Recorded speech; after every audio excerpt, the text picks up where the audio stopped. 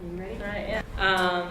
So this is just a summary of the various kinds of methods that are available and the concept of using tiered monitoring. So when you're trying to determine what kind of monitoring you're going to undertake, there are a lot of considerations. The spatial scale and the temporal scale over which you're going to be doing this kind of monitoring, the funding that you have, available time and effort, the technology and equipment that you have. Certain methods are only applicable to certain water depths and water clarity, skill and expertise, and then, of course, what the goals of your monitoring are in the first place. So one approach to try to balance all of those different considerations is to do a tiered monitoring program, which allows for monitoring at different scales, both over time and space, allows you to use different methods, some of which may be cheap, some of which may be very expensive, and also have different skill or expertise levels. So there's people in this room who've been monitoring eelgrass forever, since the dawn of time. And then, but we're also trying to engage citizen scientists who maybe haven't monitored anything before. So you can try to meet multiple monitoring goals at once by trying to do these different tiers. So typically the way these tiers are set up is that there are three. Level 1 is kind of a landscape level monitoring. You cover a large area, but it's relatively low resolution. Level 2 is typically called a rapid assessment, and it's kind of in the middle, a moderate amount of area and at a moderate resolution. And then level 3 is intensive monitoring. So this is focusing on a very small area, but doing very high resolution monitoring. So on the landscape level, the goal would be something like looking for gross changes to eelgrass extent, presence, absence. And there's a lot of different ways that people have approached this. We're very familiar with the aircraft photo interpretation, the DP maps. You can also use satellites, and people have used drones, and also oblique terrestrial photographs, so essentially going up in a tower and taking pictures at low tide. Once you get to tier 2, this is a lot of some of the things that the DMF has been doing. It's focusing on meadow level changes in eelgrass quality, things like bed density and changes to the environmental conditions. So you can use side scan sonar, integrating satellites and field surveys, using quadrats that are randomly distributed throughout the bay. There's a particular method that divides the embayment into hexagons, and then you sample a point within each of those hexagons, and using things like underwater video and underwater cameras. And then the intensive surveys are for really looking at what's happening to the plants themselves and the bed conditions. So there are not as many methods for this. The most popular and well-known is seagrass net methodology. Hilary Nichols also, who did the Hexagon surveys, also did index site surveys, which were very similar to the seagrass net protocols. And that involves transects and doing quadrats along these transects. Each of the tiers of monitoring does get at different levels or different pieces of information about seagrass. And in the context of what the objectives are, you're looking for different pieces of data. So if you're looking at the distribution of the seagrass, you would want to know the size of the bed, the deep extent of the seagrass bed. Whereas if you're looking for the growth and reproduction of that seagrass, you'd be looking at things that apply to the shoots themselves, like their density, their reproductive status, and overall biomass. And each of those tiers can get at different pieces of that information. So there are some recommendations from the scientific literature for what kind of monitoring you should do at different sizes of area. So the DKP is about 39 square kilometers, which puts it in being considered a macro scale embayment. And then if you look at the different depths that exist in these embayments, you're looking at using things like aerial photos and satellites, or perhaps a towed video camera. However, and that also is true of this other paper as well, macro scale, same sort of methodologies, these remote sensing methods with not as much in situ. Or if you're doing things in the water, you're usually using video cameras. However, since we have these large losses in DKP, it feels uncomfortable, and especially because of the questions that we've all had, it feels uncomfortable just leaving it at tier 1 and looking at aerial photos and making our decisions based on those. Because we're not really getting questions about the meadow density or the plant health very well. So we are thinking that we should aim for a 3-tier monitoring system. So the potential structure of this might be that tier 1 would be continued DEP aerial mapping. Tier 2, we would fly this Hillary Nichols Hexagon Survey method, in addition to continuing acoustic surveys with Division Marine Fisheries, if that was something that was deemed necessary. And then the intensive survey would be either following the seagrass net protocols or using the index site method. So this is kind of what those hexagons might look like. So in this case, the size of the grid determines the number of sampling points that you would be doing. And you choose a random point within each hexagon. So why you set it up like this is because you want to have those points somewhat evenly distributed, but you still want your sampling to be random. So if you have them each in one of those little boxes, you're able to spread them out, but yet still not be pre-choosing where you're going to sample. And this was done using, you can snorkel, you can use a view scope looking down into the water, or you can use a video camera or a still camera. And you can also get canopy height from taking a rake or a hand sample. A subset in the same site would be to do these index site surveys. So in this case, you establish permanent transects that are parallel to the shoreline. So there's a shallow transect, a mid-depth transect, and a deep transect. So you're laying out sort of 2 anchors with a line between them, and then collecting things like percent cover and the canopy height, the number of reproductive shoots, and taking a core for the biomass. And go, yeah. Forkman also uses this technique out in Bermuda. You might want to check out his paper. But in addition to collecting these parameters, he also looks at water quality at random places within the grid. Yeah. So one thing, I'm just talking about the eelgrass sampling itself. I'm assuming that any of our sampling efforts, we would also be doing water quality at the same time. And he relates that to the attributes of the eelgrass parameters that he's collecting. Okay. Forkwan? Yeah. What's his name again? Forkwan. Also, I just am curious about Hillary's index sites, because I wonder if they're actually her seagrass net sites.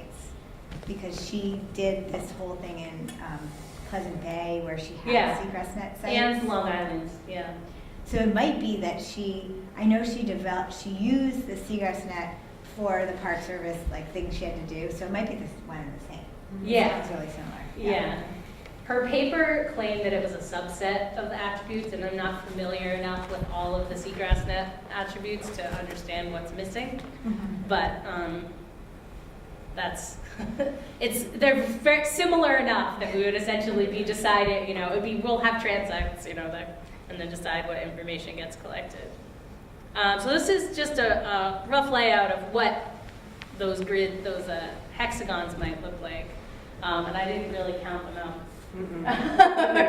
Just threw them on there. And again, this doesn't exclude any of the areas that are suitable, like we talked about. So. Right, exactly. So this would be the full, the full embayment grid sampling. And I don't know. I mean, we probably would put a buffer around it, so we weren't doing it out here. So one way that you can do the quadrats in each of those points is by using a drop camera. And Jill mentioned drop cameras once or twice. So the way that works is that you have this quadrat that's mounted below a camera, and you go to each site and you drop the camera onto the bottom, and then you take a photograph or a video. And that allows you to get, it's nice because you can go back and look at those quadrats and think about them, when you're sitting at your desk versus when you're paddling around. Also, if you're trying to get percent cover from them, you can kind of standardize who's doing that in the lab and make sure that person is trained, and you could also double check their work to see that they're not calling something with 5 shoots in it 100% or something like that. Right, exactly. So the other thing I wanted to highlight as we're thinking about the monitoring and thinking about the methods is that we're hoping to be able to integrate some citizen science into this. We have a lot of resources in the area in terms of citizen science interest. And that's not just from random volunteers, but also, some of the people in the room who are very interested, who are not scientists themselves, but would like to help us collect data. And that really gets at that time and effort question, because when you look at that grid, it seems overwhelming, but if you have assistants who are well trained, you can collect that data in relatively short order. So it's good to remember that the many hands do make light work. It increases stewardship of the eelgrass in the bay, which is very important. And of course, any citizen science effort, they should be working with experts who know what they're doing to train them and make sure there's quality control. And the other thing is that it would be great to be able to use this development of tiered methods and these protocols as a way to spread that to other groups that are elsewhere in the state and elsewhere in the region, and say, these are the things that you could do.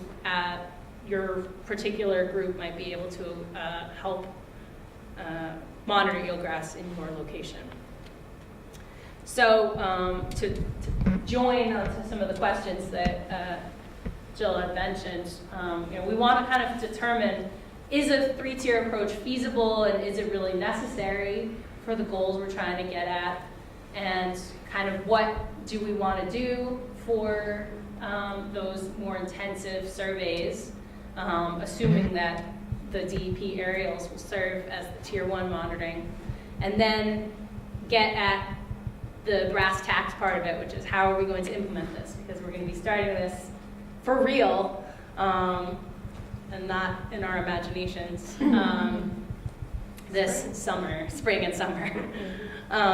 So on that note, I'm going to close the computer and turn off the thing, unless we need to look at pictures, and we can talk about methods. Yeah. So, what are you envisioning for your temporal scale? So, you're thinking go out and do this once a year, all the tiers once a year, some of the tiers every other year, every third year, spring, summer, and fall?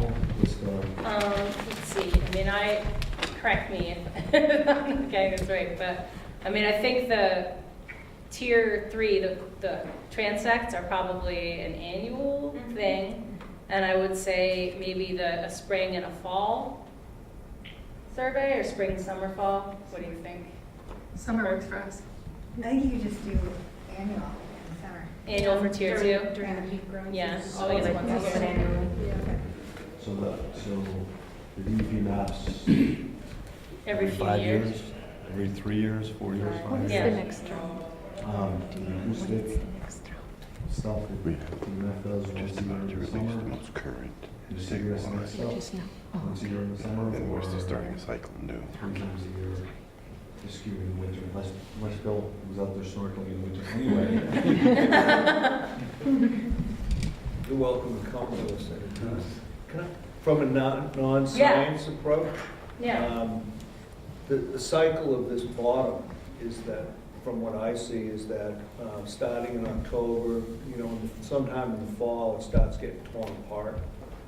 And it goes through the winter being torn apart, and then in the spring, it starts getting put together. So if one of your theories at the beginning was that sedimentation is a major cause of the decrease, might it make sense to try to get a look at this, at least in some small snapshot, in each one of the seasons? That's a good point. With other seagrass net sites, like DMFs in Salem Sound, we go quarterly, or we try to go quarterly. And it's to get that seasonal piece so that you're getting the seasonal observations. That's not always feasible, though. We don't even really have hard funding for our program, but we try to squeeze it in where we can. So I could see that being a challenge here But aren't you looking for volunteers? So, for this program, yeah, for if you're EKP. interested in shoulder and sediment movement and things like that, one of our engineers kind of developed a method where you can use fish finder sonar and put it on anybody's boat. I don't know how exactly it would work here, but he worked with a boating association, which is volunteer boating association, and a lot of different people put these things on their boats, and they built a really nice imagery of the Charles River. And it just depends on boats going out all the time, so you get a lot of different coverage of different areas, instead of having to devote professional time to, a week of surveying. So it's possible that something like that would work. What we use is a fish, the hummingbird that we use for all of our surveys is a fish finder, really. People are already out there, just put it on the road. You still have the side view camera that mounts on the side of the boat for mapping? No. To do it all at once. No, but there's Catherine, so she has like a side view mirror, camera that takes a picture of the bottom going out and then sweeps down. And it gives you pretty good, you can just, I imagine you just troll along slowly or drift. It's pretty good accurate. We have pretty good cameras, but the problem with adding the acoustic thing, the fish finder to someone's boat, is they have to go a certain speed. So it would be a commitment for them to, they couldn't just go when they were, do whatever they wanted to do. And then they have to know how to interpret it. Well, they could give us the data. Okay, yeah. Right, but what we saw in the 2016-2017 acoustic surveys that we did that were much lower in scope, you can't tell a whole lot from those. So going across a bed one time with the acoustics running can tell you something. It can tell you if the bed is there or completely gone, but it really works best as a whole picture. So the acoustics almost make sense to either do a whole survey that's over the course of a few days. That's the whole purpose of being out there doing it. You're collecting the highest, the most useful data possible. I think that's more useful than trying to piecemeal single trips together. But maybe volunteers could do all the acoustics. Like if they committed, if there's a group that really wants to do that. And go out for a week and everybody's scanning. Like a student Totally. group. Yeah, well, Going back to your last slide, Sarah, the part about the stewardship and volunteering, this was strong, putting on a little bit my admin head rather than the science part, was a strong contender in helping us get the funds from EPA. So in as much as we give opportunity for more volunteering as citizen science, and then the transferability part of it, it's something that we expected to integrate. So it's something that I think when we were first devising this proposal is that we would find a rapid assessment method within these tiers that can be applied to volunteers. When as much as that emphasized, that's really great. And bear in mind wind direction on your days that you go with any camera work, because that will affect your visibility of the shore. Yeah, I don't know the particulars of disembayment as well. I work at DEP. I'm familiar with the longer term. And the question comes to mind, how much does it change year to year? If a tier 1 flyover every 3 to 5 years, does that work? Or do people who know this area better than I say, it's different? I see differences over a period of 1 year, in which case you may want to start looking at 1 year. And it changes, and just, I can't commit, I don't know, but I don't think it's realistic DEP is going to fly that every year. But, you know, so I'm just raising it, I don't know. Have you ever talked to the Lighthawk pilots? They're volunteer pilots, and we've flown with them a couple times, but we didn't have the right conditions, the right angle, so we did it for more of a qualitative, just taking pictures of, you know, Salem Sound and Cape Ann. Yeah. But if you could get them to do the right angles and conditions or whatever it is, to do that. With the right camera, yeah. Right camera. Yeah, I'm familiar, I'm vaguely familiar. And from what I've seen, it was people who literally hanging out the side of a plane taking a picture. Yeah, I was one of them. Oh, cool. And then It's very, from a map standpoint, that's really hard to geo-reference in an accurate way so that I can say, you know, it was on this point, not that point over that wall over there. Well, that's what I mean, it would have What's to my be done. resolution of accuracy? And It would stitch have to be together. done with the methods, the Yeah. appropriate methods. Yeah. Yeah. So that's still getting at tier 1. So Yeah. to answer your question, I don't think that tier 1 needs to be annual. Other people in the room might agree with that, because the whole point of the tier 1, you're covering a huge area, almost statewide. Yes, You know, and exactly. you don't want to take away from the statewide method just to hyper focus on this one area. Because still, no matter what, an aerial photo will only tell you so much. It's just telling you extent. That's it.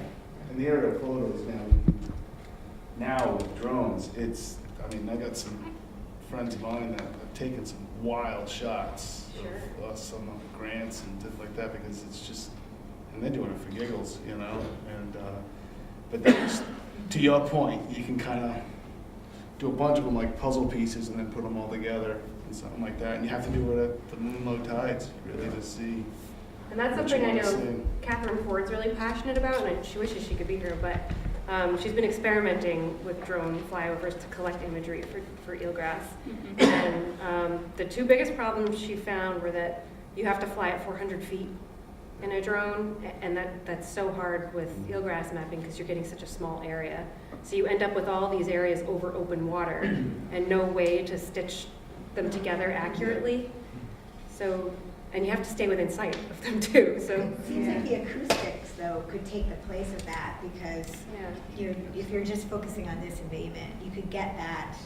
And then it's the time, though, that it takes to map a whole embayment and then process it all versus fly the embayment, which is a day, quick, less than a day, and then process that too.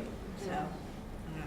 right. I was just going to say, I think it's Jim Burns at UMass Boston who does a lot of citizen science work with kelp around the world. I don't know if you've contacted him at all, but he does a Jarrett? lot of... Jarrett Burns. I think. Yeah, I know Jarrett. Yeah. Where he does, I think, a lot of tier 1 and tier 2, and then he has citizen scientists, like you put up a picture and you can have someone type in what they think their percent cover is, or the density is maybe from one of those quadrats, but I don't know, it could be a pretty good reference. Yeah, I can definitely talk to you. And then for the other satellites that you've mentioned, like the DEP mapping or the USGS, that is all, like, hasn't been great. some of the new GOES satellites or Icono satellites imagery, or just like down the road, they might have better year data. I mean, I think they fly over certain areas in the world like every 2 weeks or every 1 week. A lot of their data is now public. But the professor at UMass Boston, blanking on her name, she's all remote sensing, but she's a pretty great source too. I can get that for you guys. The quality of aerial imagery that's becoming available. Yeah, nowadays and is the just new it's satellites mind-boggling. are, Yeah. like the one, I think they just launched a new GOES satellite, and it's done by NOAA, so a lot better quality, especially for water. We're actually doing a demonstration project mapping Eelgrass with satellites starting this year south of the Cape. Year 2, depending how that goes, we may move north of the Cape. So I will let you. Are you ground truthing that with? Yes. Yeah, good. Yes. Because I know there's some nice, Google Earth did some nice shots over by us where it looked like, wow, look at all that eelgrass. Yeah. But I knew right now it's what we call brown frown. It's a macroalgae that grows there, and once it hits 60 degrees, it dissipates. But you can see it because it looked like, wow, look at all the grass grown. Look at all the, it just looked like there was so much more there. And I know for a fact by walking and physically seeing it, it's not what I thought it was. You know? But that's good. You're ground truthing. That's the whole point. Yeah, and that we're actually hoping to get to not just to presence or absence, but actually abundance. So shoot density biomass with those images. But I wanted to kind of back the discussion up. Generally, when I'm thinking of going in the field, we always start with what is the question we're trying to answer. Right. And so I think maybe that would be worth having a discussion here, figuring out Yeah. what exactly you're trying to answer before we come up with 80 different million things that are great to do, but may Right. not answer your question. Right, so it goes back to what you were saying when you were asking for questions. So it sounds like some way of measuring density is important. Well, why is it important? What's the question? Because we want to know if low density bed, if lower density precedes loss. Because that's kind of the hypothesis, that low density precedes loss, because that's what we saw when we parsed out the DEP imagery and looked for changes in density, but that's just based on imagery, so that's not based on any kind of ground truthing information. So our hypothesis is that yes, the loss of high density eventually results in the loss in that bed. Are you trying to identify the stressor first then? Or the So stressors? we sort of have to like remove the stressor part of it from the, so just develop the eelgrass monitoring component first and then tackle the stressors part second, I think. Well, I can answer your question right now. The answer is sometimes. It's not always. And I'm not trying to be facetious. Sure. Anyone who's measured shoot density, seasonally knows that those numbers change, biomass changes. There's natural variation from year to year. So, for instance, our favorite meadow in the hunt, and during my dissertation, from one year to another, shoot density went from 1,000 shoots per meter squared 1 year to 100 over the end of the second season, but it's still there, and it has come back, and so. And after we Yeah. observed that in 2012, after the storms and everything went to clay, there was much more low density. We thought that we were going to lose the whole bed, and it came back. So, it's an interesting question. It's an important parameter, but I guess my further question, not to be a pain in the butt here, Sure, but I know you want to to be. kind of make you think of why you're doing this. Is, so what? If you get a change in shoot density, what does that mean? What does that lead to next? What's the action that results from getting that data? The action, that's a good question. Is your goal to have the eelgrass come back, or do you just want to monitor it until it disappears, or what? So the goal- What's the ultimate goal? So one of the goals of the report that we did and the analysis we did in 2014 and 2015, one of the goals that we identified was to determine if restoration is even an option. And we just found that there are too many unknowns to say it's even worthwhile to try restoration yet. So that's where we thought monitoring is a responsible next step, to start some kind of program to see. Is it in order to figure out what's causing it to decline so that you can decide if and where you could do restoration? And what's happening to the beds that are still existing. So if every year we're going to continue to lose 100 acres per year, why would we bother trying to restore? You know? But how do we know that until we get the next DEP mapping or until we go out and do acoustics again? We don't know what the loss is going to be. Seems to me the stressors are pretty important to identify. Sure. And then you could, if you know what it is, or if you get a better idea, you might be able to tackle those first and then lead to the next step being restoration. Right. But the eelgrass monitoring piece needs to be happening simultaneously, I think, with that effort. So there are efforts to increase water quality monitoring. There's another Mass Bays grant that's going to start this summer with some water quality monitoring. But I think they have to happen simultaneously. I don't think it would be a good idea to wait on the eelgrass monitoring because we identified that as something that's lacking. Nobody is studying eelgrass beyond these remote sensing options in the embayment. So what method do we use to best answer our questions is what we're looking for here. Dante? Yeah, perhaps this is a prior to doing what kind of tier to use in the monitoring. Do we have a list of the current hypotheses against the evidence that we have so far? So we can eliminate those hypotheses that we think it's not relevant, and that's when we do the monitoring to monitor or to gather evidence for those hypotheses that we think are relevant. Because I can hear a lot of local knowledge here. There's one in the back saying it's about the wind. So do we eliminate those? It has been like a local knowledge that enriches this. So I would say that we make use of this knowledge. We list the hypothesis and then crossed up with the evidence. Sure. I don't know if it's already available in the report, but for us to have like a level the playing field for us. Sure, I get that. Yeah, I do get that. But what I do have to unfortunately keep steering us toward is not focusing so much on the stressors. Like in this room today, we're not going to solve if there was a shift in wind and shoaling, but we can talk about whether the eelgrass monitoring methods that we've in the different tiers is appropriate or not. So I could sit here and talk all night about those stressors and what we all think about them, but I want to just try to focus us on the eelgrass component. Because we won't reach an answer with some of those stressors. Well, why don't you want to identify the primary stressors? We do. That's why we went through that whole grant process with that whole previous project in 2014. That was an effort to do that. So we gathered every possible data set that we could, and we identified where there are gaps in data sets. So now, with Cressida's help and finding funding sources and things, she's trying to tick off item by item as many things as she can, like the water quality grant that she just got. And so then if you get it down to maybe 4 stressors, then you can say, well, can we do anything about these 4 stressors?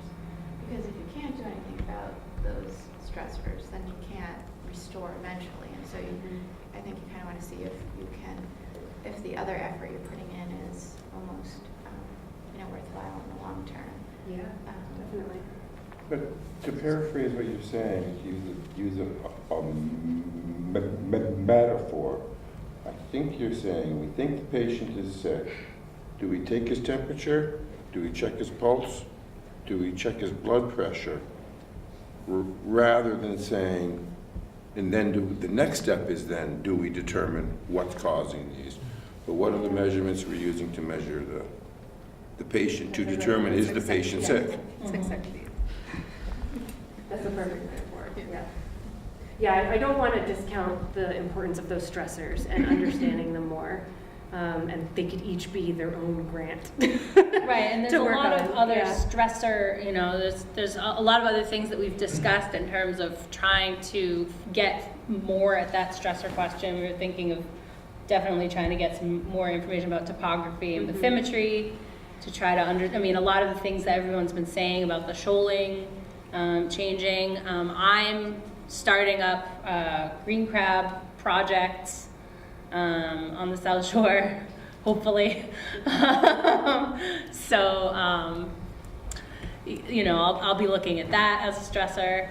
You guys put up just a series of homos.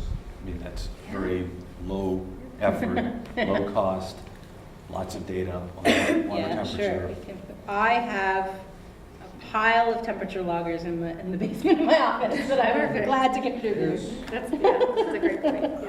I will give them to the oyster aquaculturists. It's already being done. EMF has VP monitors out, I believe, 7 months of the year, prior. There's Well, that's there's good. nothing inside the embayment. We have one outside of the mouth. You have one Like right Yeah, now. yeah, Right on my one farm. at Hunts Flat as well. Yeah, just lots. They're mounted near the farms. Oh, one of the shellfish, yes, we do have The a shellfish one. exactly. Mhm. Now that's a little bit higher. Mhm. Now the YSI I was speaking of is 4 inches off the bottom, because there is a difference between bottom temperature and upper temperature. And the towns have their own, Plymouth has one out, right? Yeah. Yeah, so we're gonna start sharing this, taxpayers, we're gonna start sharing this data. So maybe a task would definitely be to put together all of the temperature data that everyone's collecting. Exactly. It's historic as well. Yeah, I know Mark Russo has he shared with us like whole data set that we should, yeah, that he's been compiling from all the different projects. So I don't know, I mean, And Alex that's has been being. compiling. Yes, okay. Yeah, it was like all 7 million megabytes of it. But I was thinking, But- even if the volunteer base goes out and does the frame method, where you drop the frame down and take a downward-looking picture, while they're at that site, they could easily put a Secchi disc in the water. They could easily Right. take some other To YSI. water sample even, Yeah. depending on how technical we want to get. Yeah, the YSI collects a lot of information I think we want to know. Yeah. Do talk to Josh, he has all that, and has different planktons as well, and clarity, and so. The It's a hard big thing backlog. about, hard thing about single point data like that, and we tackled this with Yeah. the first version of this project, we could almost make no conclusions with it, because there were single points from places all around the embayment at different weather and tidal conditions. You could almost draw no relation from sample to sample, which I would hate for us to put together this protocol and have it not be as meaningful as possible. So like, if the money's going to be spent on some piece of equipment, maybe it should be for something that can stay deployed, Right. you know, on a screw anchor or something. Hopefully found. We did some work with the PA, the North Sea, Merrimack River, and there were picked 5 points. 2 of the points they put in a YSI, left it there for 2 or 3 weeks, and then we move it, kind of do it. So there was kind of like this ongoing collection of data, but that you try to get a little spatial coverage within limitations. So we can definitely work something with that. Jill, you should also talk to Holly about analyzing the temperature data, because she's been doing that with the seagrass net. Right. I also liked the idea of trying to do some cores that you mentioned, and getting at the historical nutrient information, and also sediment type as well. You know, Part of your habitat suitability model. Yeah. Right now. yes. Isn't that kind of problematic? In some areas that have high concentration of eelgrass, particularly like the Clark's Island and off of Cotton's Flat, what I've noticed is you do have these big holes in between these clumps of eelgrass. And then when those eelgrass go, it's like you said, it seems to fill in.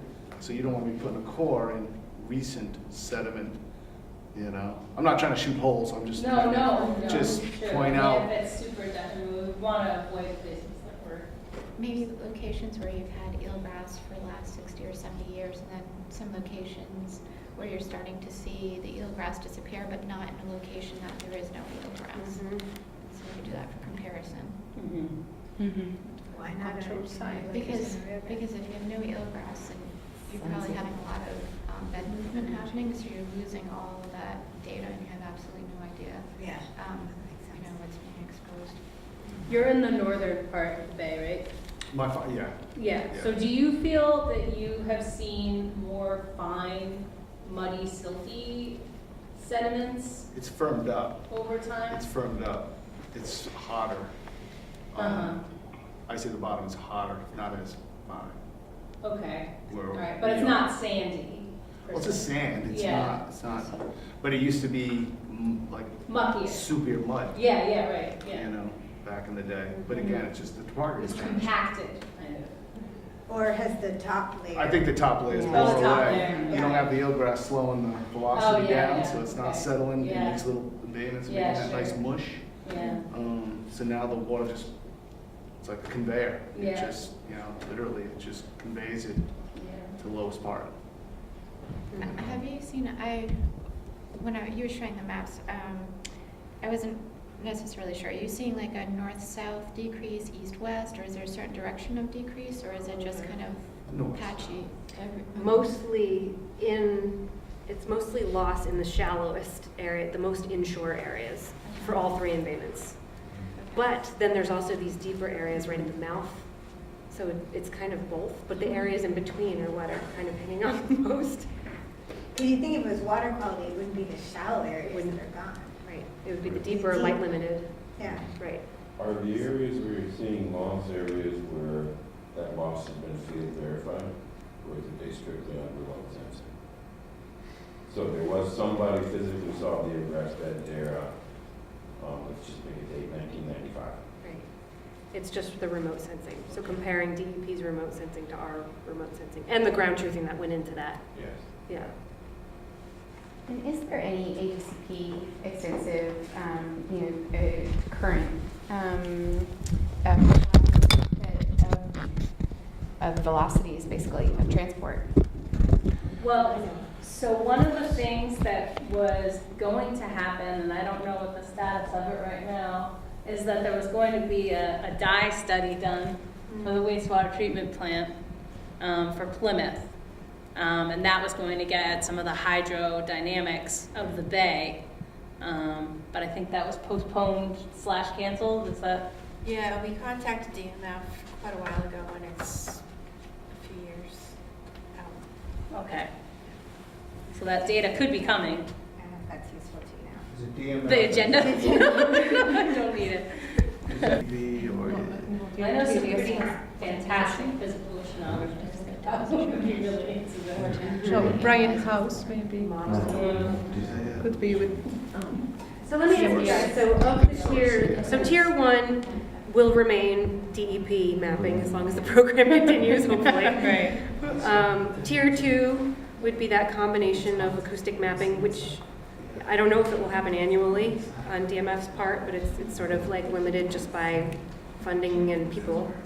And then also combining that Hillary Nichols method. So maybe if we did an every other year type of thing even, or something like that. But how does the group feel about that method where the whole embayment is divided up into the hexagons, and maybe you just trim the hexagons to where there's suitable habitat, and then volunteer samplers go out with an underwater camera and a quadrat and get that percent cover.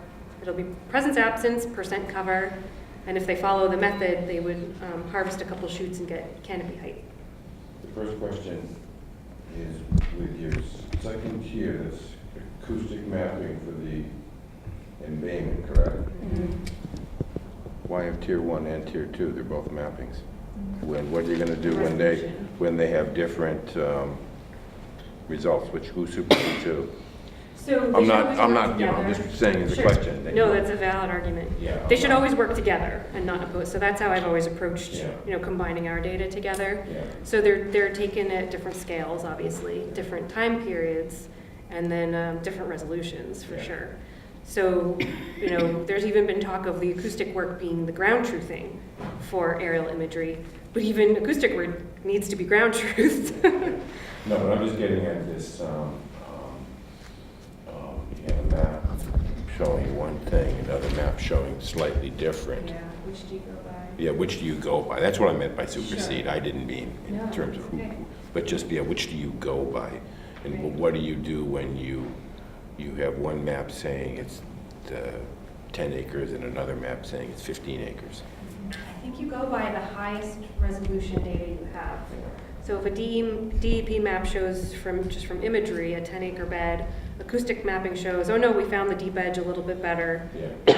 15-acre bed, and then divers go down and run And then laborious So transects. your tier 1 points you in the direction, your tier 2 gives you your product, and your Yeah. tier 3 is gets you on point. Yeah. Right. And I have a comment about the honeycomb method. Maybe you said it, maybe do a habitat suitability map first. So it's not just where the eelgrass is, but it's where the habitat is suitable, and then put your hexagons around there instead of around the entire embayment. Yeah. Yeah. I think it should There be you the go. sum of, historic eelgrass plus current suitable habitat that may be outside those areas.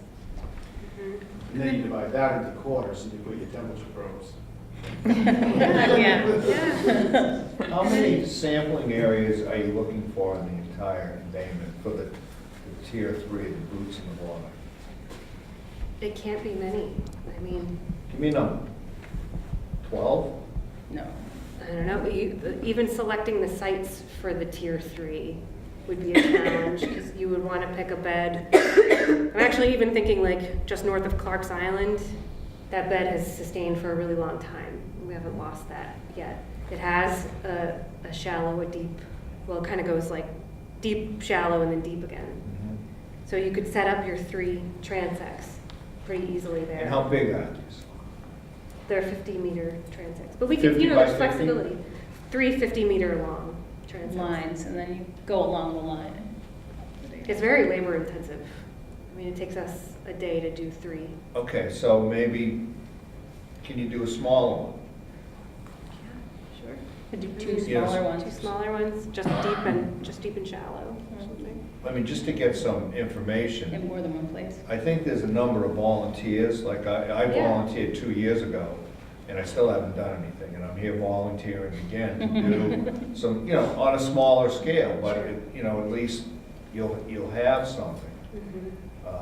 I'd be willing to do, 2 or 3 spots around my area. Do I have time to take pictures of a whole room like this? No, but I certainly can, take a video of the area, because a lot of this area is intertidal, and you won't be using, a camera that comes up. Especially on the big tides, and get, because I would surely love to see some, measurements of topography, and then what's going on, month to month. Maybe if you divide up the area in the hexagons, then different volunteers could volunteer for some of the hexagons. So like if some of them were near your site, your house or wherever, you could go out and do those spots, and you could maybe scale up or down the methods depending on the volunteers and how much they want to do. They could just do the drop, or they could do, if they wanted to snorkel, they could do several quadrats and swim down and collect other data. So it could be some kind of scalable. I think the important thing would be to have a way for that data to be verified. I think the photograph, with the drop cam, I think you'd have to snorkelers would still have to take a picture, I think. Just With the drop so you have the camera- same person doing percent cover, like. With the drop camera, you don't have to have snorkelers. You just Right, I know, Yeah, I yeah. know. As long as it lands properly, if it lands at an angle, then it's all gonna be messed up. Well, the tripod that we were showing, if it's like a metal tripod with a camera attached, you can drop that and be pretty confident in how it lands. And then you get an image of the quadrat, so obviously like from that you're getting percent cover. But then if you wanted, I don't know if you wanted how to do shoot density, you'd have to have someone be able to you'd just get percent cover. Yeah, that's all Yeah. you could get, unless someone was diving, really, because even with snorkeling, you can't count to density snorkeling. So I would maybe pick 2 sites that you guys, you being EMF, would focus on, and then, you know, if you get sites from volunteers above and beyond that, that'd be great. But the reason you have 2, you mentioned one that was a healthy bed that's sustaining itself. Then you want to get the other end of the spectrum. So you get, you bracket the range of conditions. So are you saying pick 2 sites for tier 3 monitoring, like Yeah. 2 seagrass net Yeah. sites? Yeah. Right.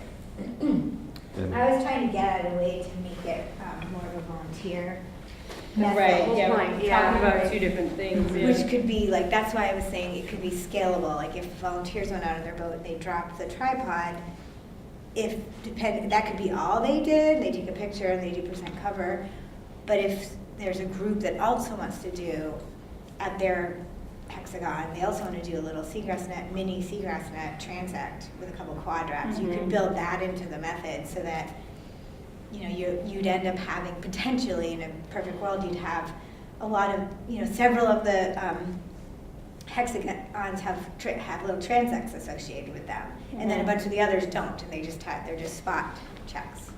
I think you should figure out the time commitment. You know, how much time it's going to take for a volunteer to do any of these tasks, because, you know, not everyone has data that they can Right, dedicate to yeah, do, right. you know, this type of thing. And how much Or a equipment? boat, or, you Or the know, equipment. access You know to what the- I mean, are you just gonna have like one tripod that you'll That let down, or do you need, That's a good point. coordinating schedules in the summer with field days, weather days, I mean, that'll be difficult too. How do you track if someone damages the equipment? Is that something, I mean, we even face damage and lost equipment. And I might be going into the weeds, but you might want a GPS point for that. You Oh, absolutely I don't know what But they use GoPros have GPS on them I'm now. assuming some No, but you amazing know- volunteer source. I don't know, like, do you have groups that would want to do this kind of thing? Yes, we do.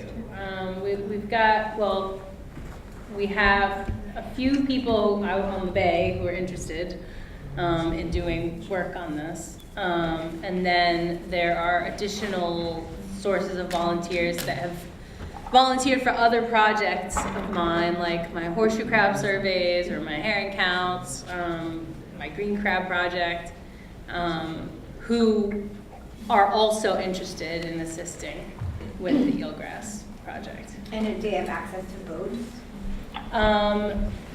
Some, not necessarily, but it's also another audience that we can solicit from as well. Just a quick thing about volunteers too, in terms of wasting time. You want to get them to do it on the slack tide. You want them to do it on either the high or the low, because if you try doing it in the middle of the tide, a lot of these sites, it's just going to be dropped and the current's going to take it. So just a little tidbit, especially summertime, is very precious to a lot of folks. So as all time is. Yes, but, yeah. Where are the seals in relation to the mouth of Right now, I have 2 of them sitting on my grant all the way in the harbor. But usually in the summertime, there are monster amount of them Seeds. here, and there's a bunch all around in here right now. So we've got So, what you should tell them what you're showing, which is I can show, interesting. I made a map of chlorophyll last year, June 7th, July. Yeah. And just a quick map.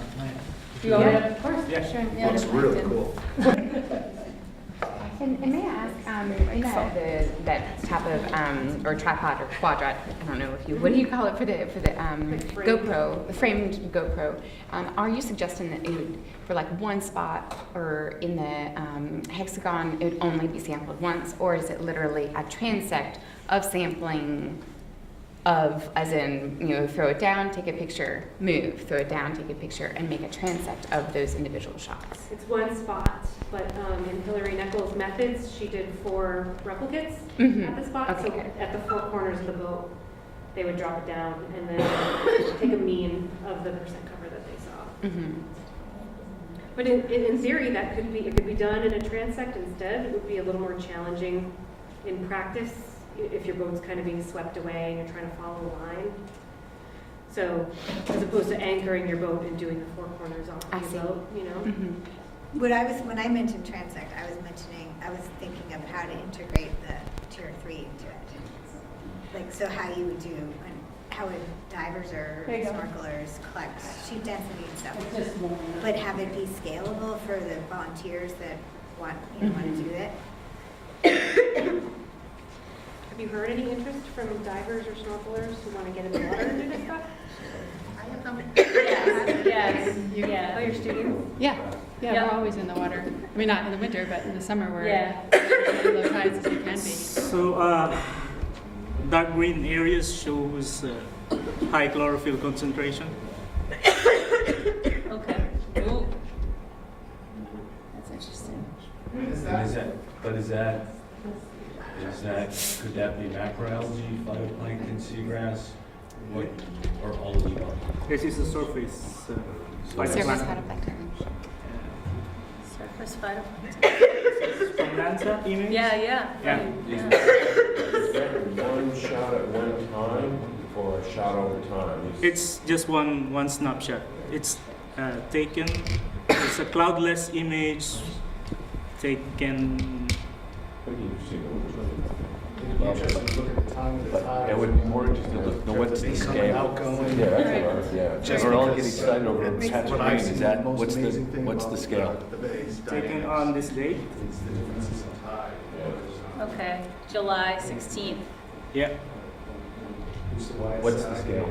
it's 30 meters per No, pixel. I don't mean that. I mean, what concentration of chlorophyll does that green represent? It's milligrams per. I know, how many? Yeah. How many milligrams per liter? This one. This, by the way, is uncalibrated because it's based on other algorithm that is not designed for.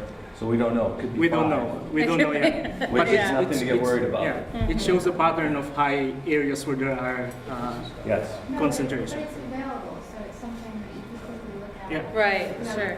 For that data, try to get a number on it, and then compare it to the literature. And there, I'm assuming there's probably previous dates as well to see if there's some shifts in time. Can a layperson access that? So that's chlorophyll, and this is temperature. Ooh.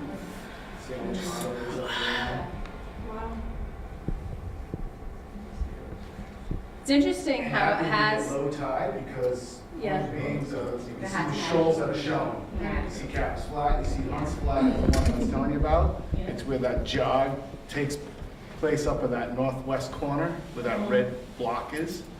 And I used to have eelgrass back in the day, and it's all been gone. It's interesting the gradient right on the edge. I mean, obviously, it's that that very shallow area. But it would show red hot if it's. Of course, yeah. You're talking like an inch of water, yeah. In June, good chances that's. Yeah, that's pretty warm. Yeah. You know, I mean, I have had temperature data show, Yeah. oh my God, it's almost 70-something degrees, and then all of a sudden, boom, it just plummeted down to 62, and I'm like, what's going on? What's going on? Then I correlated it with the tide shot, and I'm like, oh, incoming tide. There you go. Yeah, exactly. Yeah.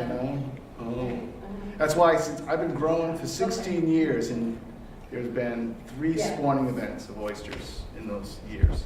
Usually the water stays cool enough that they don't get to that point, so to speak. But again, that's just another tidbit. Don't mean to cloud it up. So don't you have, don't the oysters have to spawn for it to be successful? No, because we, in Duxbury, we actually import our seed. Oh, and then you're just. Or make Because they it? don't naturally, or you grow it. Yes, exactly. What I did all morning. Mama seed. Anyway, so I think the next thing we're going to discuss is kind of if we do the hex method, where would we cut those hexagons? It seems to me like you said a couple of things about there's areas that you think that there's more decline, like on the edges in the shallow areas. Thank you. So Thanks. going through the areas to do ground truthing on the areas that we think are indicative of something is probably going to give us more information than going to places that are sort of neither here nor there. I mean, I would rather go to the places that you think there's going to be some change. Well, like I was saying, the habitat suitability, I like that idea, and you added to it the historic eelgrass map, and then but in order to get habitat suitability, you have to collect data. Yeah, I mean, we don't want to belabor this too badly, like the site selection. Really, the whole embayment was suitable at some point, except for the channels. Everything but the navigational channels, right? But Pretty much is it had now? eelgrass. But is it now? No, but it could still potentially be suitable. I don't think there's any way in selecting sites for carrying out this method we could do a whole effort in the field of figuring out exactly where the right sediment quality is and everything. You know, so I think we would have to make some assumptions just based on where historical grass still exists, and maybe trying to look at imagery of where sandbars have all of a sudden formed or where they washed away, whether they'd be included or excluded. Yeah, I mean, I think if you take where the historical or current eelgrass is located, then the question is, what if you were adding in additional hexagons from habitat suitability, where would those be? So are there places that are outside of that historical eelgrass range that have just theoretically become favorable through the movement of sediment? When you say historical eelgrass habitat, we're talking the 1995 Mass DEP layer? Which What is about the 51? that's the light green here. I don't think we would use the 51 just because it's so Or 2000? unreliable. 2001, 2003, whatever. Yeah. I think it's the exact date. Yeah, 1995 would probably be the historical. Just because that was, DEP survey included ground truthing. The 1951 had no ground truthing, it was just a black and white picture, that's it. And so how many points we choose or how many hexagons we want to cover, isn't that kind of dependent on how much volunteer votes? I mean, so I don't know if we can drive that horse unless the horse is ready to saddle up. Right, totally. Yeah, there's a southern.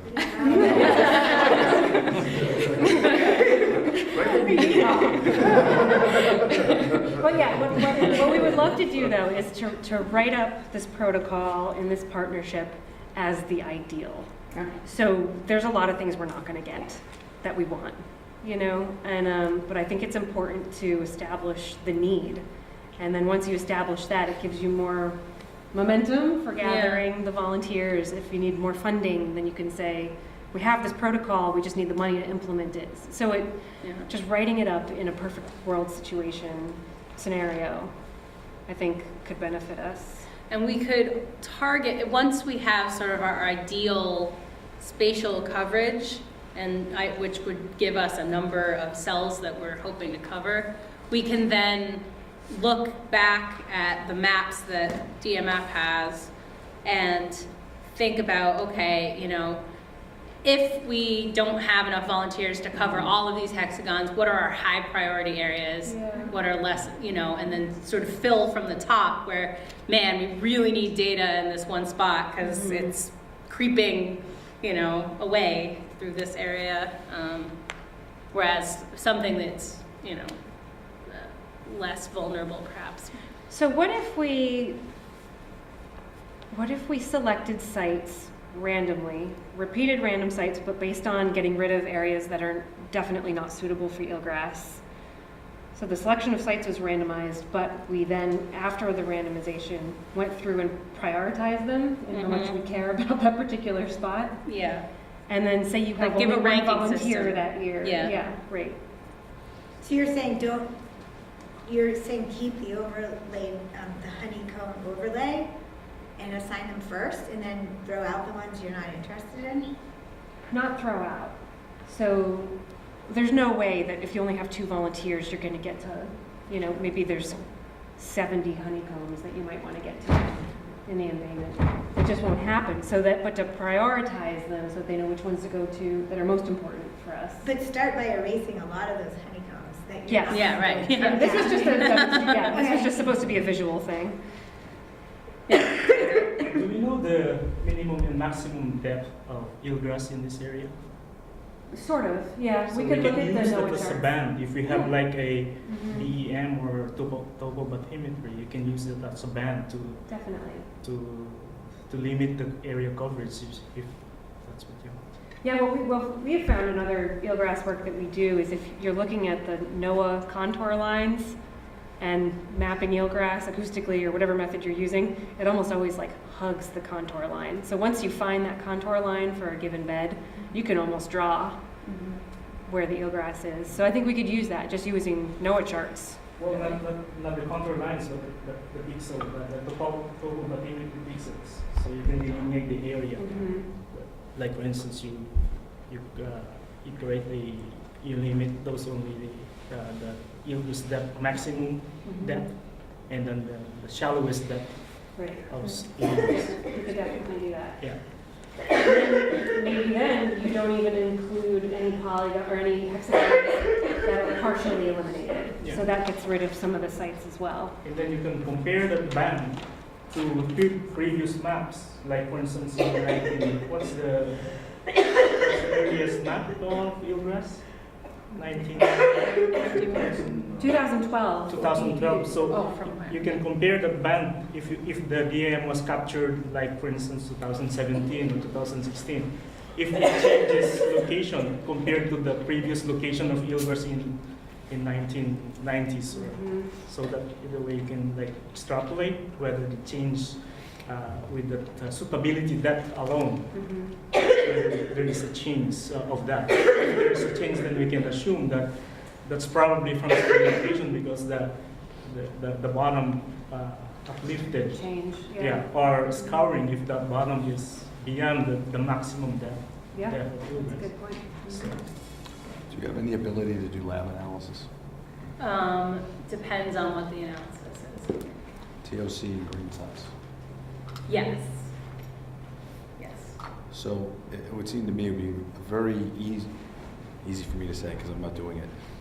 But volunteers, you could go out to each one of these honeycombs with a jar and take a surface sediment core and create a sediment map Good idea. of this area for not Really a lot neat. of money.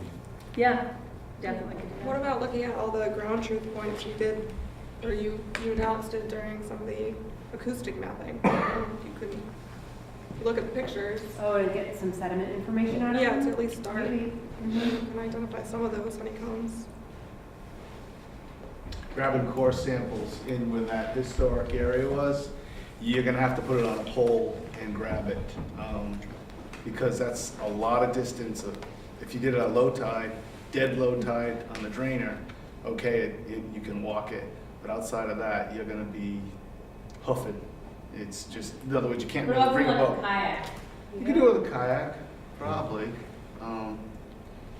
But leaning, I don't know. And figuring out With a where pole you are. scoop or somehow, Then honeycomb or would grapple, happen. or drop grapple or something. You swim it around with like a laundry basket with floats and putting the jars in it. I did a lot of, when I was in grad school, I studied horseshoe crabs on Cape Cod, and I just spent every day just snorkeling around the bays with like a laundry basket behind me with floats on it, just like tossing crabs.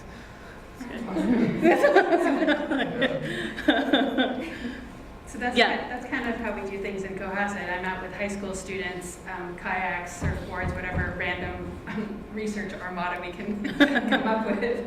And I can say that that none of our biggest challenge has been figuring out exactly where we are and staying there. Yeah. Because if you drop a hook in, all of a sudden you just defeated the whole purpose. Now you have an anchor down in the eelgrass. So to find, first of all, we find a hole that doesn't have eelgrass, so we can drop an anchor, and we have, just kind of a stupid lunch hook that doesn't really grab anything. And then if it's more than any certain amount of wind, you're drifting, and maybe your anchor is dragging into the eelgrass too. So there's two things wrong with that. If you're using a propeller boat, then you are often cutting off the tops of the eelgrass if you're in at the low tide. We go out, we maximize the low tide, so you have a whole bunch of volunteers or students who are part of the program, but all of our schedule has to be around the tide. So we meet before and after, just before and after each low that we can get out there.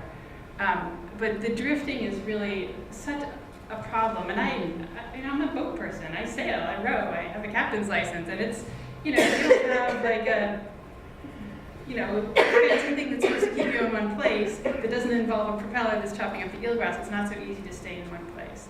So I feel that getting to one place is one thing, but then, okay, you got to the GPS place that you were instructed to go to, and then you have to get the equipment, and by the time you do that, you're not in it anymore. Can you throw a drop buoy? Yeah, like we did for the shellfish. And then try go to back stay up on to it. it. But the good thing about this method, you So just we gotta do- stay within the hexagon. So I like that. And the other thing that's a great new thing for me this year is that GoPros now have GPS points on them. So it's really easy to throw the GoPro in the water. And now that it has a GPS, it'll have the date and the GPS, and that gives you a lot of information. And then this brilliant idea of keeping it at a specific distance from the quadrat makes that whole GoPro thing so much more standardized. So that's easy to deploy. The only challenge would that be is if it, you know, people don't want to carry it on a kayak, but I think that's a brilliant invention. But still, you want to be going out at low tide because otherwise your visibility gets low if you're too deep. So your idea of the topography mapping is also a good idea to find out where the feasibility is for To get out there. people who don't have scuba gear. Mm-hmm. So that's for your citizen science. You could follow your topo lines. Send us to the shallow areas, and that's really easy. Send us to the deeper areas, and our data's going to get sketchy. So we can kind of, we can kind of, and you can make a nice transect drifting straight downwind. That sometimes happens to us. we could integrate the topography and the water depth into the prioritization so that you end up with kind of like a code for each hexagon that's like, this is, you know, a place where it's really shallow and you could definitely get to it by a kayak and it's high priority, so we're gonna aim for these ones first. I think that's a great idea. In terms of like gear that people could easily bring out with them, it doesn't have to look like that giant frame. I was thinking there's other options. I think the GoPro is great because it has things like the coordinates included. But I was wondering if you could even drop it with like a 16th meter square quadrat. Something that's smaller and not as annoying to bring in. Something small, even something small like this. Yeah, we have PVC like this, and we have just duct tape our GoPro onto the edge of it. And that actually works pretty well, but I like your idea of the structured pyramidal thing, because then you're looking down at a specific, your camera is specific. And then you can do percent cover or standardized. You always know it's in one place. Definitely. Right, but we could come up with something that's collapsible so that somebody could bring it out. Yeah, I mean, the quadrats were a quarter meter squared, I think, not 1 meter squared, which I think that picture was a 1 meter quadrat. Yeah. So can we standardize just that one little question? Because we've done it a few different ways over the years. What size quadrat do we all want to use? So we tend to use a quarter meter square for all of our monitoring, unless you exceed a certain density, and then we switch to the small, just for the sake of time underwater, we switch to a 16th for counting shoots. But that's, I mean, that's what you use too. So this would just be more ease of deployment versus, you're not doing a shoot density where you have to count, it's just more for ease. I think some of the GoPros now you can even have connected to your, talking to your phone so that you can see the image while it's underwater. Yeah. Like on Talk to my Bluetooth. phone. They can't even talk to But then you can see what the image quality is, you know, not to leave a site until the image quality is good. Or if your frame knocks over, and you need to know those things at the surface. Yeah. And at CSCR, another thing that we've been using is using ArcGIS Online to enter data directly into the GIS maps using a form on the phone, which is nice because you can have somebody in a kayak who is talking to somebody in the water and saying, okay, like, what are you seeing? And, you know, I was using it for shellfish surveys, so it's like, what species are there, how many, that kind of thing. But it's certainly, Added to the component of the monitoring, perhaps it's good to consider the data model that you use, because that's where the information of the forms will come from. So the data model and how you store it, and also think about security, that not everybody can access or modify the data anytime they want. Sure. So. All right, so I just want to sort of go back, take a bigger view, and summarize kind of some of the things that we've said, and make sure we're all kind of on a similar page.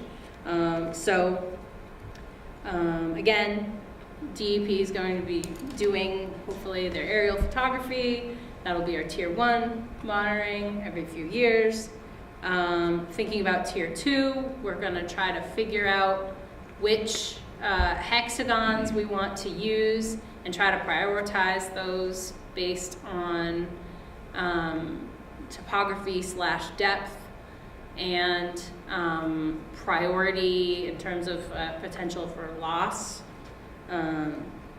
And then have those hexagons divided up by different kinds of volunteer groups who would be best be able to survey those. And then also have 2 sites, one in a healthy bed and one in a at-risk bed that would be our Tier 3 monitoring sites, where we would have a deep and a shallow transect, and maybe not have them be 50 meters long, maybe have them be 25 meters long. Does that all sound? I forgot you may have said how many of those monitoring points? The 2 of them, so one in a healthy, stable bed and one in a bed. For the whole day? For just the transect. So they're the sort of index sites. So. Yeah, the Tier 3. I have a question. Yeah. I have a couple. Do you want me to just go through all of them, or the ones that are related to what you're talking about? You can go through all your questions. Okay. One of the problems with the permanent sites that we were having was that we had to remove them so that they didn't interfere with Gulliver's activities in the winter. I don't know if anybody else had issues with that, or I know it's important for it to be in the same place, so it's kind of, if you want your transect to be permanent, basically. So that was one of them. That's a unique Nantucket problem. Yeah, we don't have Gullivers. Okay, well, that's a neat No problem. dragging of any sort, really. The deep sites, and this might be different for you guys at low tide, but the deep site, for me at least, you needed to dive for them, so it might be something to keep in mind for those volunteers, depending on what the bathymetry is showing you, I guess. But do you think that there's any utility in deploying light meters while you're doing the Nichols approach on that frame? For instance, a certain distance apart, and then one that's receiving just incoming radiation, to kind of emulate what the Seagrass net is doing on a more just localized scale, so that you're getting a snapshot that you can compare different areas just spatially for that one time. Do you see any use in doing something like that? Melissa? Well, the snapshot, again, it only takes one quick photo of what it is, like how, affected by cloud cover, affected by, there's no way to cover multiple sites and be able to relate any of that data on the same time. And so variability. If you're spending all day doing a survey, you're getting, 10 a.m. versus noon. And if those currents happen to be really strong, or if there happen to be tons of rain and you just get, so much silt and runoff, and what, you know, lat is available there can just be so variable. But I think we'd have people do SETI discs. Yeah, even if you do, I mean, it's ideal to get like Lycor type light data, like a Carr. So But even if you do, like if you do, that's great, but it's only really helpful if you have a huge sample size, because it covers all range of current conditions and weather conditions, and You can still get a sense for a site even with just a handful. Okay. a handful. I have one more. Has anybody ever found any utility in using citizen scientists to measure the extent and information about whether roots are present in washed or shore eelgrass? Because I see that being kind of something that's a little bit more feasible for certain types of volunteers, I guess. The roots are present? Like looking at rack?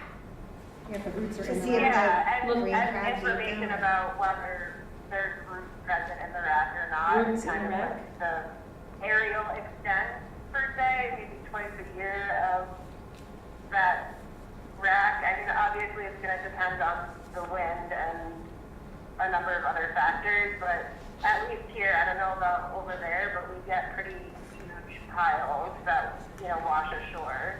So I don't know if there's any utility in keeping track of that. I think that's a great idea.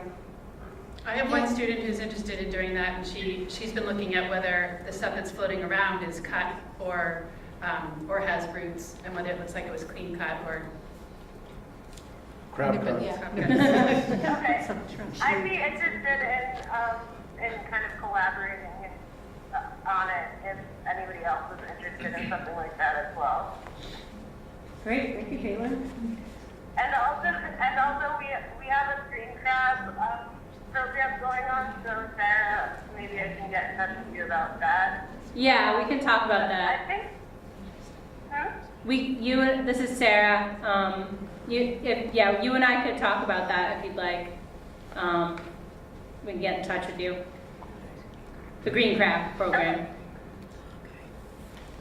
And I think that it would be pretty useful just because there are a number of people working on eelgrass all over the place that the seagrass net is very useful, but if this kind of program reaches a more broad audience, to have somewhere where we can all input the information, because you might be able to eventually do some kind of meta-analysis or something more broad scale over different systems. Mm-hmm. Yeah, I mean the thing about seagrass net is, I mean, it's great, it's global, but it is very intense in turn as a monitoring method. So, But it's also standardized, and yeah, right. which is that. I was hoping more for something that compared, let's say, the information from Tier 2 with also anyone who is collecting water quality information. Basically, if you have that in your agreement and then this reaches a broader audience, then we could have a place where everybody puts the information and then we learn from each other's system. Okay, yeah. One question I have actually is there a problem with us not doing seagrass net? Like, will we have wanted to be part of that and then find out, you know, that because we decided not to do those particular protocols that we're disappointed in ourselves? Failures. Seagrass net in certain circumstances because I wanted to do the 4 time points, but it was just because of the way that, because of the seasons and how feasible it is to get out there, I wouldn't have been able to get that first round of really intense data. Well, the other part is that not everyone does the full seagrass net. You can do seagrass net light, which is the Hillary Nichols once a year thing. So, I mean, that's an option. And if you can't do it, you can't do it. I mean, that's right. Some data is better than no data. Right, that's Right. what you guys were talking about though, just once a year. just in July. Right, yeah, but in terms, I mean, we were talking about doing shorter transects. Yeah. Well, I feel like doing the 12 quadrants, if you brought it down to like 10 or 6, I mean, you're out there, you might as well do the 12. Mobilization. Yeah. Yeah, really. Most of the time. Yeah, I feel like you should do the 12 because, like Phil was saying, it's standardized. yeah. It's statistically comparable to the other sites. You know what's going on in Salem, so you could be talking to Ted. Right. But then the tide comes in and you haven't finished the job, and you're hungry. Well, If that's you're snorkeling, that's you're really the key. limited You in have how to much you- decide whether you're doing it. Is it a wadable site and it's an intertidal site, or is it a diving site? Because I don't think you can. It's either wadable and you're using a snorkel, or you're diving. I don't think you can be snorkeling in a deep site and do it. Not at all. Right, yeah. I think even snorkeling in like 4 feet of water is problematic. Yeah, you have to hold your breath and stay under. Right. That's why I said It takes like a wadable couple minutes. snorkel. Yeah. A couple minutes per Because quadrant. Kate would like put her feet down on me to Drown hold her. me down. Come on, Tay, hold your breath longer. Can I please go up? Sarah, would you be doing seagrass net, or would you be having citizen scientists do it, or would you? I would probably be doing it with other, with divers, probably, yeah. Like any local dive groups. Yeah, exactly, yeah. And if you have 3 transects, then you could also assume that it's like a 3D Yeah. process. Yeah, right. Yeah. And just do it one time a year, and that's it. But would we still do 2 different sites in the bay? So you mean like an impacted and a healthy? Yeah. 3 So we're talking transects about at just the each. deep and shallow, so So deep and 6 shallow at transects. each. Okay. So it'd be 4, I guess. 4. I think that's going to depend on how much people power you have. You know, Yeah. I think you have to decide that on what's available. And Fred has a number of sites around the world where they only look at one location.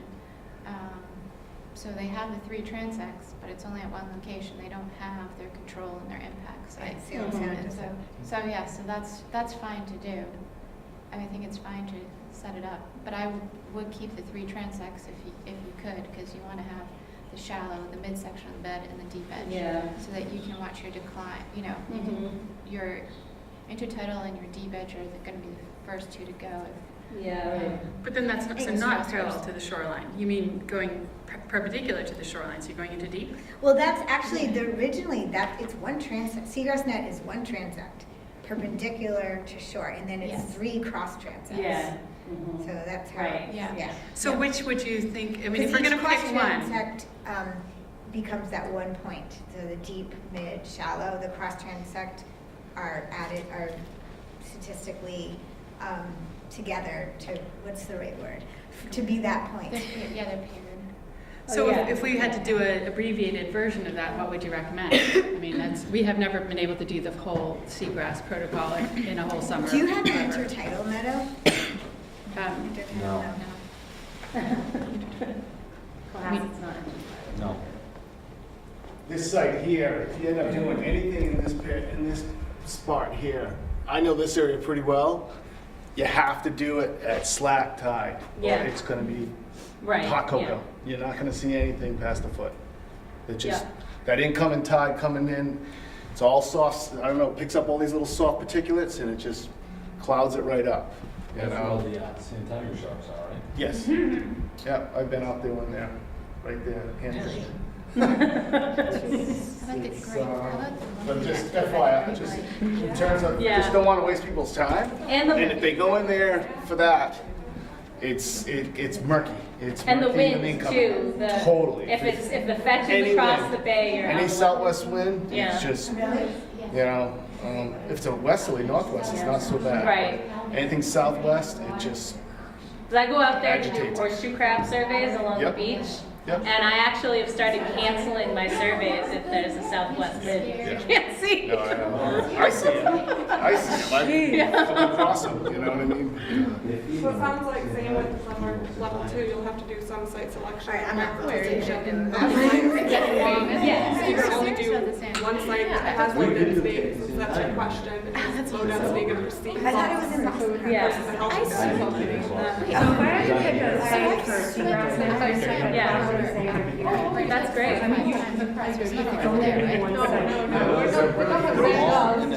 Yeah, right.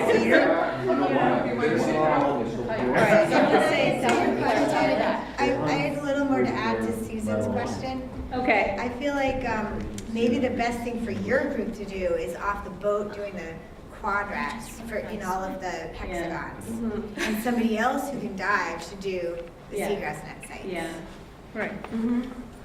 That's why the capacity of the volunteer groups that we target besides CCR, etc. is important, because once we know what capacity they have, who they are, it might be easier to refine the method and who's doing what. So. The other thing I think is important is to go back to the same site year after year. So you The exact same site. And whether you mark it with a screw anchor or something else. I mean, I don't know. It's really hard to get Go back with to the screw anchor, but then you put we put on our cages, it's like, and then we go 36 inches with a bungee cord with a little float, so that you can find it, because some of those areas you will not find that little thing. Yeah. But it just makes it a little easier, the ice isn't gonna take it away, Yeah, you so stand it's a better low. chance Yeah. of working. Maybe. So you guys, if you're thinking about The things that we can share amongst all of ourselves, those little technological solutions make a humongous difference. But I don't think that would, I mean, correct me if I'm wrong, that's not something that would, we wouldn't go to the same point in the hexagon every year. Not the hexagon, no, but the But it's- seagrass I net can site. see- Seagrass net site. But going to the same place at different times of the year and over a few years, it's amazing how, June of one year looks really different than the next. Right, yeah. So, I mean, just our own observations, when we started this summer, we were like, oh my God, what is this stuff all over the place? And then, you can, even the citizen scientists can come up with some observations about what looks different as well. Okay. Thank you, Phil. Thanks, Phil. See ya.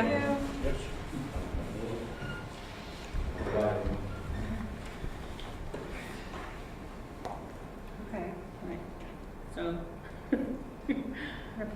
Can you do a drawing of it? And Do what? can you do a drawing of their screw anchor thing? Yeah. Would that be helpful? Oh yeah, we use those at our sites. Yeah. Yeah. Because it's Subsurface below buoy. high tide. Any buoys below high tide will stay. yeah. I think, You're in agreement. I think I hear some agreement about what we should do. As opposed to lower. I think we've decided that maybe one seagrass net site south of Clark Island for tier 3. We're going to try to prioritize our hexagons and get different volunteer groups to go out and do drop cameras or what have you. So we're hoping to do this summer. Mhm. So this like maybe June, July. Yep. At least with the citizen science part of it, the hexagon part. Yep. So we should probably start like campaigning for volunteers. Yes, that's soon, done. because there's going to be some training and stuff. Might reach out to like Duxbury Beach Reservation Society. Yeah, I mean that's the thing. I'm connected to all these different groups already. Duxbury Maritime. Yeah. Yep, I mean, we've got the Jones River Watershed Association membership. We've got, this, the crazy people out at Saquich. I'm connected to those too. Well, you want to give them a heads up you're coming so they don't shoot you. My dad's out there, so I can. So you know. Yeah. How about getting some help from the towns? Yeah, of course. Yeah. Yep. The towns are really quick to take state monies, really quick, especially Well, there won't be any from, money. this is, and this is where, perhaps if David Pierce wrote a letter saying we need to, Fish and Wildlife just awarded Plymouth $11 million, $3 million last year, so, and They have the staff to do it. You know, Yeah. They That's a have good all the point. boats and all, they have 14 people in environment. The harbor masters. Yeah. Do we need any permitting from your end anyway? Permitting For the Eelgrass? For the hexagons? Well, there, no, for the actual Technically, monitoring. for seagrass net, if you're gonna put a screw anchor in, you're technically supposed to. No, you don't have to. No, it's not. Self-verification. At some point, that may become a, 18 inches, you're okay. yeah. Oh, right, so it's the size of the, yeah. You can do a screw anchor, you don't need a permit Okay. for that, yeah. If it's something bigger or. Anything over 18 inches, then you gotta go through High, permits. yeah. Off the bottom. Over 18 inches. Yeah, like a lobster trap, the height of a lobster trap. Are you gonna follow up next year and, with whatever you decide Yeah, to do? so or what's the next? timeline on this, well, first of all, I'm gonna try to compile all of this into like a little report, but I'm also gonna hopefully have a poster at Zosteropalooza.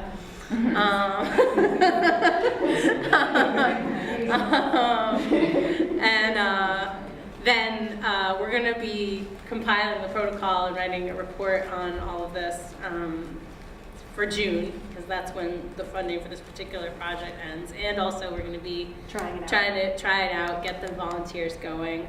And then I think certainly we will have a follow-up in the next year or so. We can try from. Yeah, That's yeah. Yeah. And also, you know, try to share the protocol based on our experiences, you know, see if it needs refinement, things like that. And there'll be all of these other side data collection efforts that we'll be trying to do too, as far as, you know, many of the questions we talked about with stressors, trying to get at that as well. Have you talked to Hillary, like sat down with her and talked about it and gotten her feedback? I left her a message. She's away this week, so I left her a couple But messages. just in general, like not for this meeting, but. I It should give did you at good advice. a NEARS meeting, like, when, like 2 years ago, you know, so I want to actually talk to her about it again. But I want to know how she specifically feels about using it in this way. So Yeah. when she used it, it was not for citizen science. Right, right. So I hope that's the But it was biggest a question I protocol have for the her. Park Service, so it was for, she was trying to give it to all different parks. like all And different- the Narragansett Bay NER used it too. Oh, really? So it was Yeah, scaled Kenny out to Raposa 11 used it people. Yeah. in a pond, and then found, because they wanted to see if they could do it for Narragansett Bay, and they said, Narragansett Bay is huge, essentially, and it's not scalable for Narragansett Bay. Okay.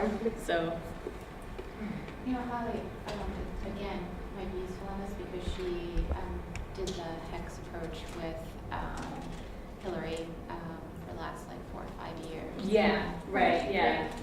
And she was very interested in that. She was, unfortunately, couldn't come. Did you ever look for wasting disease?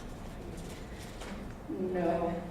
No, Jill mentioned that at the beginning, there's no one's ever looked, so there's no way to. Okay. Yeah. This was all wiped out, what, in the 30s or something like that? Yeah, All the 30s. eelgrass got wiped out. And then the 80s again, possibly. And then came back, yeah, Yeah. in the 80s again. I know there's been a couple events. Back a few meetings, but when we first did the project in 2014, there was some interesting feedback from one of the boaters in the embayment that he always saw a lot of dead grass floating, and it was like black. So that's like the biggest lead on wasting disease. It could be black for a lot of reasons, though. You know, so Because you have sons in there too. You have there's sons. some, yeah. The Yeah. Center for Social Studies has a few years. Okay. Yeah, so the other water quality bit of information is that, I can't remember actually if we talked to everybody about this, but the other piece of funding that Mass Bays has is to have this underwater autonomous vehicle that's going to be running, It's not underwater. No, well, it's not a on surface. Yeah. Surface autonomous vehicle. It's going to be collecting water samples and water quality, and might mount the side scan sonar on it. Right. So, So yeah, so we're still scoping that out because the actual boat, what do you call it? It's called Sea Track. And they want to pilot it out to see how it works. We're trying to work with NARACOOS, which is the Northeast Coastal Ocean Observation group, to put sensors on it. We try to see temperature, pH, VO, the usual kind of baseline repertoire. I'm sorry? Who created the? It's this company, Sea-Track. I think they're located in Marblehead. So they're trying to like pilot it out, and we're trying to coordinate with them to see whether it's doable for our area. So we're not kind of depending on that per se, but if it works, it would be good additional data that we have to run some transects. And it's available for us between June and August. So. There's another thing I wanted to mention to you, because I remember hearing about Sea-Track, and somebody called me. I forgot the name of the company though. I'd have to look back, but it's in Stowe, Mass, I believe. Okay. And he works for the military, and that's how he created this thing. But he's trying to think of other ways. Yes. It's basically an underwater autonomous vehicle that runs on it looks like a mini tank, and it runs on the bottom like with conveyor belt wheels. And you can make them smooth so they wouldn't dig up the. Well, that's what I first. Did you present it? No, that's what I first thought. But you can make them smooth, and it only weighs. It's like it's just over a foot tall. I mean, it's pretty small. There's a bunch of things that we can look in. Kind of the idea is to get like a lot of data over a short period of time, kind of thing which will be kind of different from like having only going once a month doing the spot and see what it looks like, right? So this one is a surface thing. There's the underwater, there's various things. Even MIT had a bunch of prototypes. Then there's this other glider that is wave operated, so by he was saying you could leave power. This out there for weeks by itself, and it could be programmed to sit in one place and take that's awesome. Light data, and then move to another place and take more light data. We'll just tell all the aquaculture people, like, if you see our tank, go on. Like, just let it go. Like, don't kick it. Don't turn it on. So Sea-Track is solar I thought powered. it was crazy. That's when I first talked to him, but now I think about it, it could be really cool. It just is like banging its head against. The room bug on that. Sea-Track is solar powered and can stay before it needs complete powering for 3 days, continuous working, 3 days a night on the clock. So, but its disadvantages right now it can do like 3 knots. So now at first we thought we could maybe deploy it somewhere like Merrimack, etc. But obviously the currents would kind of just try it. That would be one trial and gone. But the KP, although there are areas where there's so we have to be really careful where. So that's what we're working with now on those kind of logistics with the company. So we'll see. Hopefully over the next couple of months we'll be able to put this together. But thanks for being here. Yeah, and then the other piece of information that's hopefully coming as part of another mass-based project is that we are installing a coastal acidification sensor at the Duxbury Harbor Master Stock, which will be measuring a bunch of things relevant to coastal acidification, but also some general water quality parameters, and that's is one of these long-term things. So. Great location, by the way.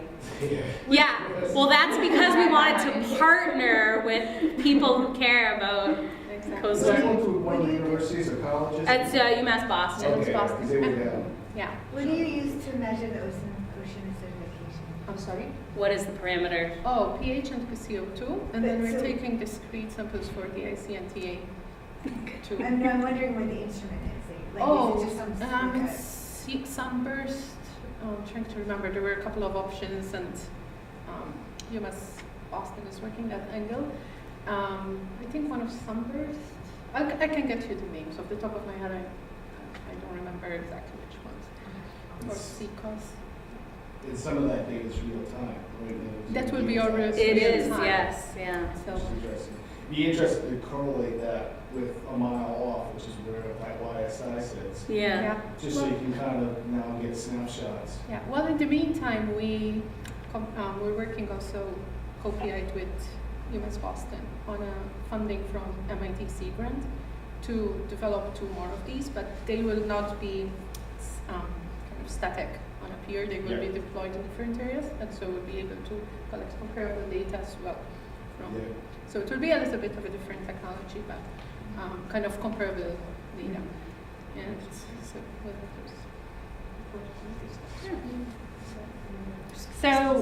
it's a little after 3:30 now, so just to circle back, the next step we'll be taking is to work out this protocol, a written protocol that will include the site selection.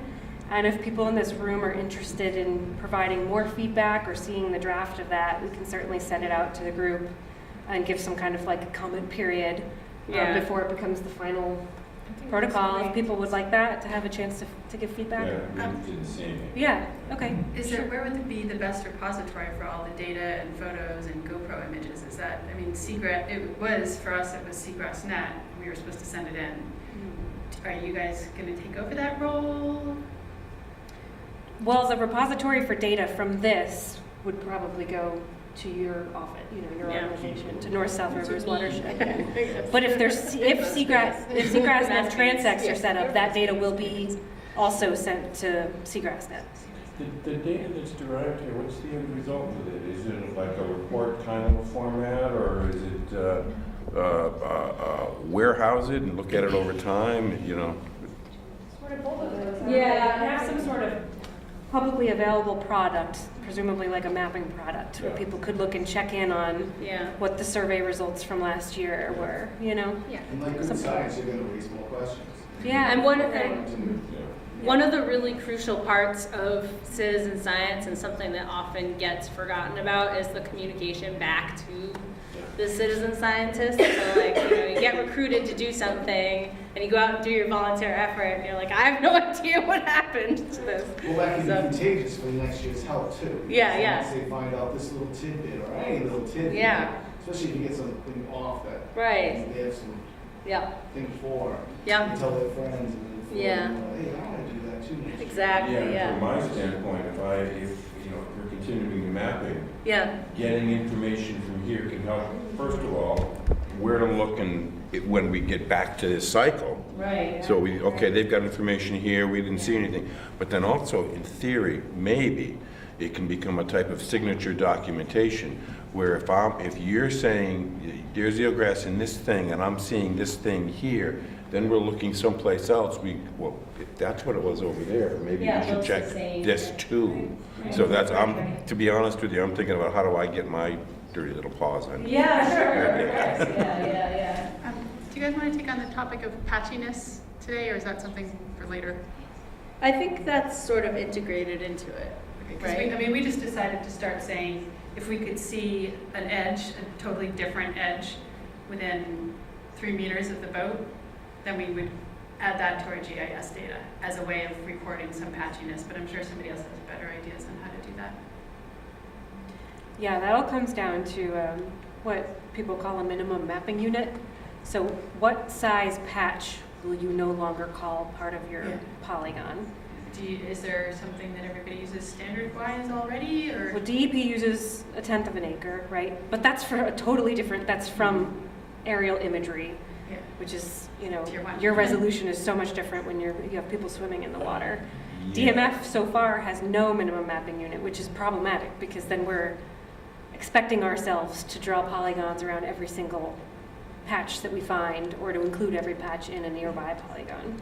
Yes, the complication I'm aware of, and Charlie knows this Yes. a lot better than I do, but is you have a bed here, you have a strip where there's nothing, then you have another bed here. How wide does that strip have to be before this is 2 beds or one polygon? And did one outboard go through it? Exactly. It was at the race committee. I mean, if it's the width of this chair, probably we don't know. That's just something weird. But what if it's half the width of this room?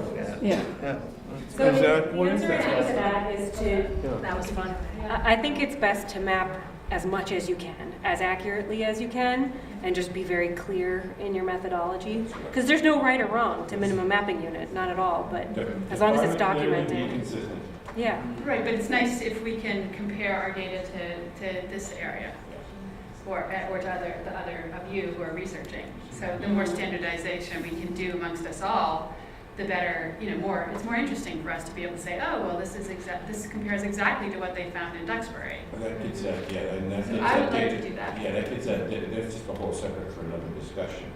But that gets that whole idea of data correlation, data derived from different methodologies. Different methods. And different data derived by different people from different methodology. Data derived by different people using the same methodology, and it's all different.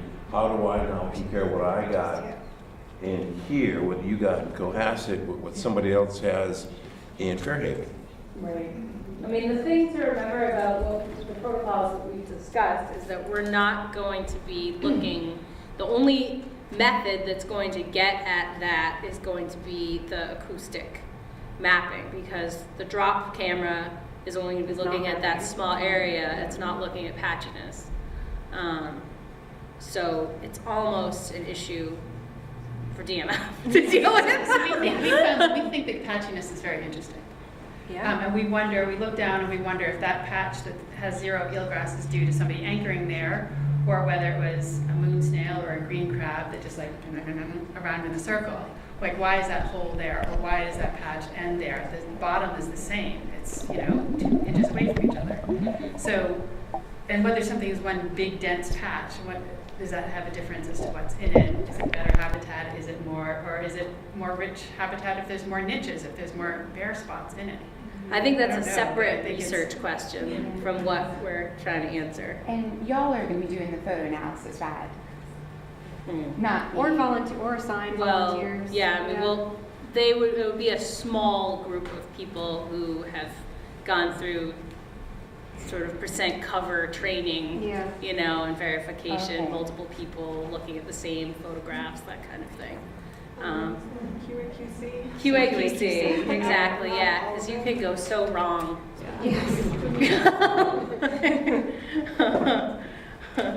Yeah, so I think we're in pretty good stead. We'll communicate back to you as we progress on this, particularly as we're getting going with the actual monitoring. Yeah. And I really appreciate everybody who's still here coming out.